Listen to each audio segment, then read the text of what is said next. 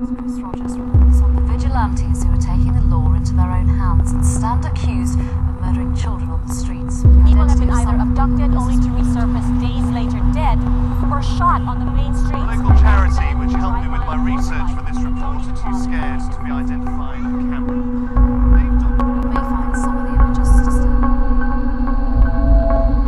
Bring order and peace in this city.